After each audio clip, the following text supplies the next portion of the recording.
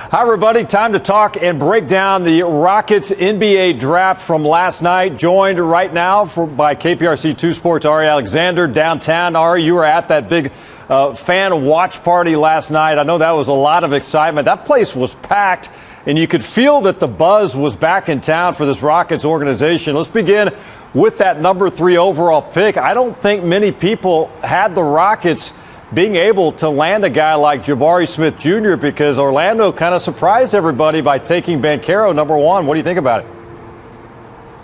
Yeah, it was really interesting. So late Wednesday night, everyone thought that Jabari Smith would be the pick, and then Vegas's odds started to flip, and it started to look like Banchero might be the pick. And then very early Thursday morning, ESPN's Adrian Wojnarowski reported that the teams are looking exactly like they're supposed to, that Orlando wants Jabari Smith, OKC wants Chet Holmgren, and the Rockets are looking at Paolo Banchero. So it looked like everything was going to happen like it was, I guess, supposed to happen from what the reporting had been for almost a month now. And then as we get closer to the draft, it starts to look like Banchero's going 1 to Orlando, and then immediately it flips, and now Jabari Smith is going to be a Houston Rocket at the 3rd overall pick. I really like what he had to say afterwards at his presser, where he talked about having a chip on his shoulder, and to me it sounds just like Jalen Green. Jalen Green thought he should have gone number 1. Jabari Smith thought he should have got number 1. So you have two guys who are basically aggrieved that they didn't go number 1, are now fighting to show how good they are in a Houston Rockets uniform. Well, I think you look at the top 3 that went, at least my opinion,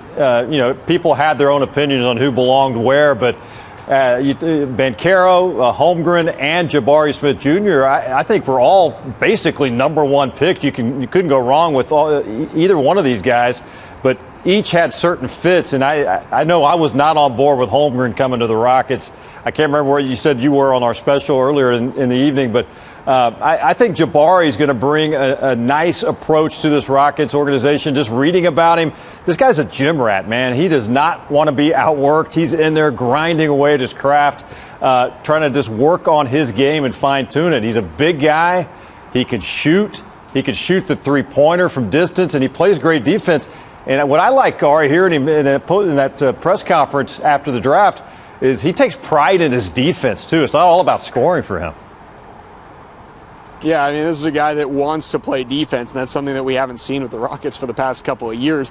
One time, Courtney Lee, former Rocket, at the time was in the Memphis Grizzlies when I was covering, told me that defense is 75% effort, and that's just something we haven't seen all that much the Rockets the past couple of seasons. So the guys that they went after in this draft are guys that are not only proven to have skill on defense or length, but it's guys that want to play defense. And I think fit-wise, next to Alperen Şengün, who had a lot of foul troubles throughout the year, but also obviously has a high ceiling, I think that's a good fit at 4'5", having Şengün as your 5, and then also a very big 4, because Şengün's not the biggest center, but Jabari Smith's a very, very big 4, and of course you have an undersized 3 in Jae'Sean Tate, and then Jalen and Kevin Porter. So from a fit perspective, I really like Jabari Smith. I also liked Paolo Banchero at that 4 there, but I think the Rockets cannot be upset with what they got in the draft.